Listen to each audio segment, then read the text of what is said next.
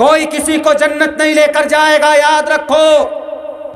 ہم لوگ تو یہ سمجھتے ہیں کہ نہیں ہم فلاں صاحب کے ساتھ جنت چلے جائیں گے، نہیں، نماز آپ پڑھو گے تو نماز آپ کی ہوگی۔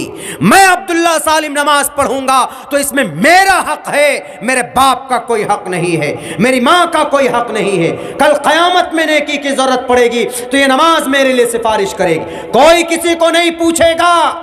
جب آدم علیہ السلام وَيَقُولُ آدَمُ صَفِيُّ اللَّهِ يَوْمَ الْقِيَامَةِ یا رب نفسی نفسی، آدم نفسی نفسی کہہ رہے ہوں گے۔ وَيَقُولُ نُوحُ نَجِيُّ اللَّهِ يَوْمَ الْقِيَامَةِ یا رب نفسی نفسی۔ وَيَقُولُ عیسیٰ روح اللہ یوم القیامہ یا رب نفسی نفسی۔ وَيَقُولُ ابراہیم خلیل اللہ یوم القیامہ یا رب نفسی نفسی۔ وَيَقُولُ اسماعیل ذبیح اللہ یوم القیامہ یا رب نفسی نفسی۔ وَيَقُولُ داود خلیفۃ اللہ یوم القیامہ یا رب نفسی یا رب نفسی۔ وَيَقُولُ عیسیٰ وَيَقُولُ یوسف صدیق اللہ یوم القیامہ یا رب نفسی یا رب نفسی۔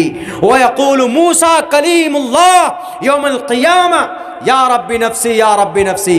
نبی وہاں پر نفسی نفسی کر رہے ہوں گے، انبیاء لائن میں کھڑے ہوں گے، قوم جائے گی آدم کے پاس، نہیں مجھ سے غلطی ہوئی تھی، اللہ مجھ سے پوچھ لیا تو میں کیا کروں گا۔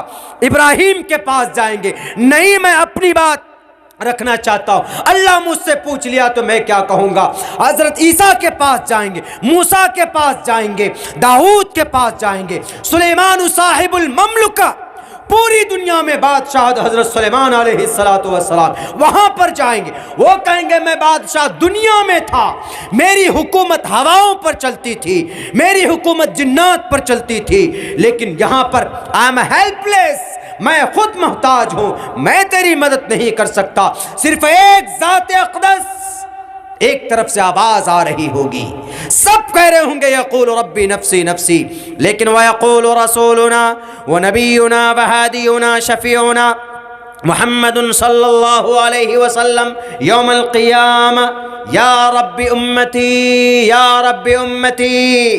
کل قیامت کے اس ہولناک مناظر میں، حشر کے میدان میں، فَإِذَا سَبَّيْتُهُ، جب ملک شام کو حشر کا میدان بنایا جائے گا، پوری دنیا کے لوگ جمع ہوں گے، سب نفسی نفسی کہہ رہے ہوں گے، لیکن وہاں پر ایک آواز آئے گی جو نفسی نفسی نہیں کہہ رہے ہوں گے بلکہ امت کے لیے کہہ رہے ہوں گے یا رب امتی یا رب امتی۔ وہ کون؟ وہ محمد الرسول اللہ صلی اللہ علیہ وسلم۔ میرے بھائیوں، میرے ساتھیوں، یہ امپورٹنٹ اور ضروری ہے ہمارے اور آپ کے لیے، ہماری ماں اور بہنوں کے لیے۔ بات وہاں سے چلی تھی، شروعات ہم نے وہاں سے کی تھی کہ عورت چاہے تو سامراج کو کھڑا کر سکتی، عورت چاہے تو بگاڑ سکتی۔ اللہ کے نبی نے یہ بھی فرمایا ہماری ماں اور بہنوں کہ سب سے زیادہ جہنم میں عورتیں جائیں گی۔ ایک صحابی آ کر شکایت کرنے لگی، کیوں جی، کیا گناہ ہمارا؟ انہوں نے کہا کہ اس لیے جائیں گی کیونکہ چھوٹی چھوٹی بات میں وہ اپنے شوہر کو ناراض کر دیں گی، چھوٹی چھوٹی بات، اس لیے اطاعت اپنے شوہر کی، ان کے جائز اور ان کے منشا کے مطابق سپورٹ کیجئے، ان کو، ان کا خیال رکھیں، ان کا دھیان رکھیں۔ یاد رکھیے، کرسچن نہ دیتے ہوں آپ کو مقام و مرتبہ، لیکن اسلام نے آپ کو مقام اور مرتبہ دیا ہے، ورنہ عورت کو تو زندہ دفن کر دیا جاتا تھا نا۔ وَإِذَا بُشِّرَ أَحَدٌ بِالْأُنثَىٰ ظَلَّ وَجْهُهُ مُسْوَدًّا وَهُوَ كَظِيمٌ۔ آخری نبی یجم پرچچام یمم ستدتوتونی ووستی کورتم پرویم گتم کستد ببھارتی اليوم اکملت لکم دینکم واتممت علیکم نعمتی ورضیت لکم الاسلام دینا۔ جو مطلب اليوم اکملت لکم دینکم کا ہے کہ اس دین کو اللہ نے تام کر دیا، وہی مطلب یجم پرچچام یمم ستدتوتونی ووستی کورتم پرویم گتم کستد ببھارتی کا ہے، وہی مطلب ہے سیم۔ ایک ورڈ کی بات اگر کروں گا، ایکسپلین کروں گا تو تھوڑا ٹائم زیادہ لگے گا، لیکن اتنا بتا رہا ہوں کہ اس کا مطلب الیوم اکملت لکم دینکم، یہ دین تام ہے، مکمل ہے، اس میں کوئی نقص نہیں۔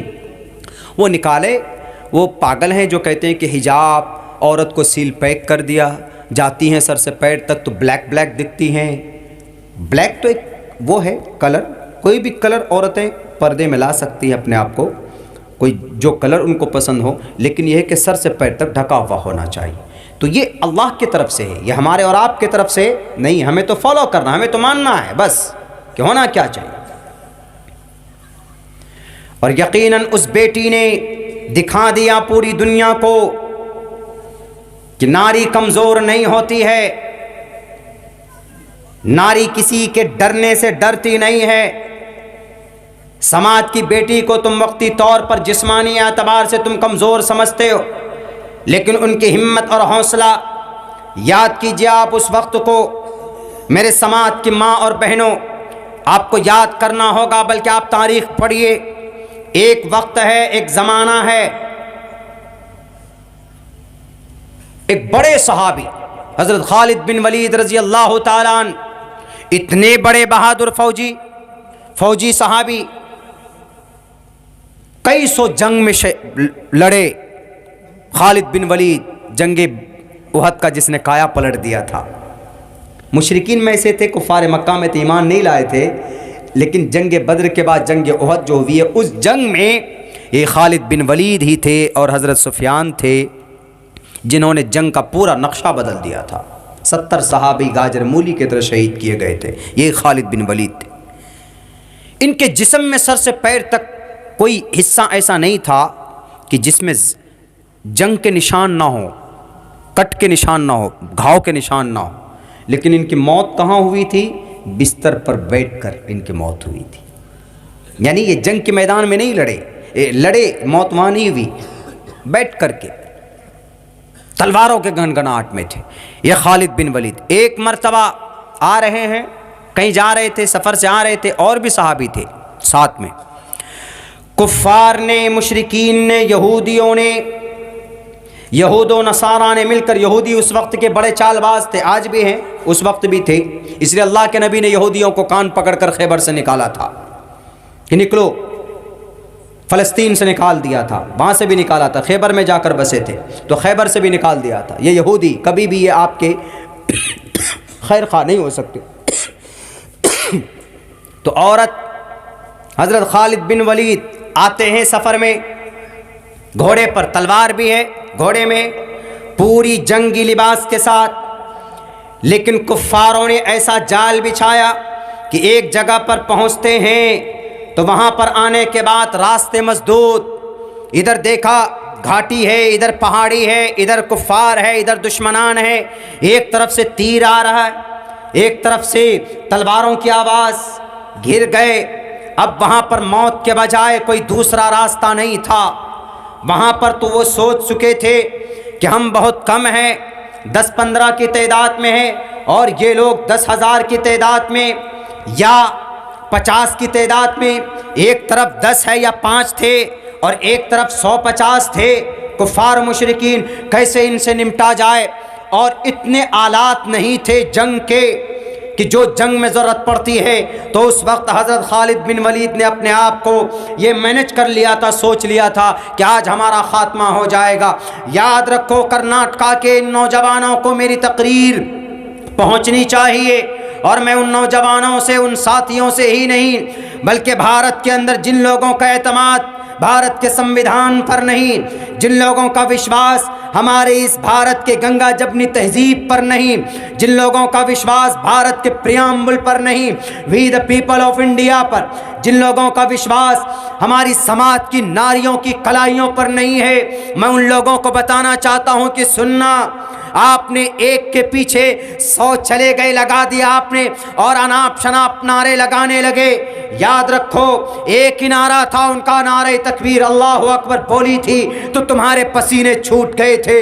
پوری دنیا حرکت میں آئی کہ نہیں آئی کہ وہ بیٹی مسکان، ابھی نام سنا آپ نے قاری صاحب کے اشعار کے اندر، اس کا نام مسکان تھا، اس کا مقصد بھی نہیں تھا، اس کا ارادہ بھی نہیں تھا کہ اللہ تبارک و تعالیٰ مجھے پوری دنیا کے اندر عزت سے نوازے گا۔ بڑے بڑے ملک کے لوگوں نے اسکالرشپ ان کو ہائر اسٹڈیز کے لیے آفر کیا ہے کہ بیٹی، اس دیش کو تم جیسی بیٹیوں کی ضرورت۔ کون بولتا ہے کہ آج رانی بائی لکشمی بائی نہیں ہے؟ کون بولتا ہے کہ آج جھانسی کی رانی نہیں ملے گی؟ ملے گی۔ دیکھو کرناٹک اسٹیٹ کو، وہاں پر جھانسی کا رانی دیکھنا ہو تو بیٹی مسکان کو دیکھ لو، وہاں پر لکشمی بائی کو دیکھنا ہے تو بیٹی مسکان کو دیکھ لو، وہاں تمہیں آج بھی ملے گی۔ تمہاری باطل طاقتوں کے پرخچے اڑانے کے لیے آج بھی ہماری سماج کی بیٹیاں، ان کے ہاتھوں کے اندر طاقت ہے، ان کی زبان میں بولی ہے، ان کی زبان میں طاقت اللہ تبارک و تعالیٰ نے دی ہے، تمہاری باطل طاقت کے سامنے جھکی نہیں ہے۔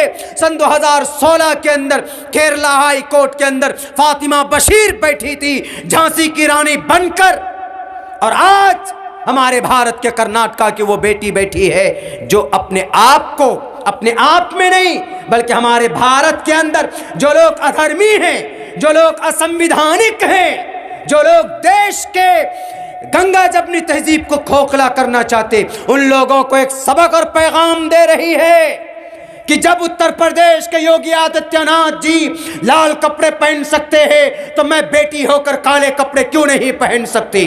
جب پردھان منتری جی منہ کو ڈھانپنے کے لیے ویئرنگ دا ماسک لگاؤ، منہ ڈھانپنے کی بات کر سکتے ہیں تو میں بیٹی ہو کر اپنے فیس کو کور اپ کیوں نہیں کر سکتی حجاب کے ذریعے سے؟ انہوں نے یہ پیغام دیا ہے ان لوگوں کو۔ میرے بھائیوں، میرے سماج کے بیٹیوں اور میرے سماج کے مسلمانوں اور میرے سماج کے ہندو بھائیوں، یہ کوئی جرم نہیں تھا حجاب کرنا، پتہ ہے میرے بھائیوں؟ ان لوگوں کو ایک پیغام حضرت خالد بن ولید رضی اللہ تعالیٰ عنہ گر جاتے، اگر کسی باطل طاقت کے دل دماغ میں یہ بھوسا ہے کہ اس دیش میں مائنورٹیز کو ڈرایا جائے، ان کو دھمکایا جائے، ان کی بیٹیوں کی عزت لوٹی جائے، غلط ہے۔ مسلم کی بیٹی کی عزت لوٹو یا بہن منیشا کی عزت لوٹو، بالکل غلط ہے۔ میں 100 بار اس کا کنڈیم کروں گا۔ میں تو یہ کہوں گا بھارت کے پرائم منسٹر صاحب سے کہ sir kindly I request you please implement the Islamic constitution only for rapist. صرف زنا کے لیے آپ قرآن کی قانون کو نافذ کر دیجئے، صرف ریپسٹ کے لیے۔ کیا ہے قانون قرآن کا؟ قرآن کا قانون الزانیۃ والزانی، زنا کرنے والی مرد، زنا کرنے والی عورت ہے۔ زنا کر لے کوئی، اگر کوئی شادی شدہ ہے، اگر کوئی کمارا ہے، کوئی جوان بیٹا ہے سماج کا کمارا ہے، کسی بیٹی کے ساتھ غلط سمبند میں آیا یا اس کو پکڑ کر 2-3 لڑکوں نے ان کی عزت و آبرو کو نیلام کیا، تو پھر قرآن کیا کہتا ہے؟ اگر کمارا ہے اس کی سزا الگ، جو شادی شدہ ہے اس کی سزا الگ۔ 80 کوڑے برساؤ اگر کوئی زنا کرتا ہے، 100 کوڑے برساؤ، اور اگر کوئی شادی شدہ تو اس کو گڈھا کھودو، گاڑو، پتھر سے اتنا مارو اتنا مارو تو تاکہ کوئی بہن منیشا جیسی کوئی حرکت نہ کرے، بہن منیشا کی طرح ان کے ساتھ جیسی حرکت ہوئی، نربھیا جیسے کان نہیں ہوگا۔ میں نہیں کہتا ہے کہ قرآن کے پورے نظام کو نافذ کیجئے، kindly I request you implement the four only reps. آپ اس نظام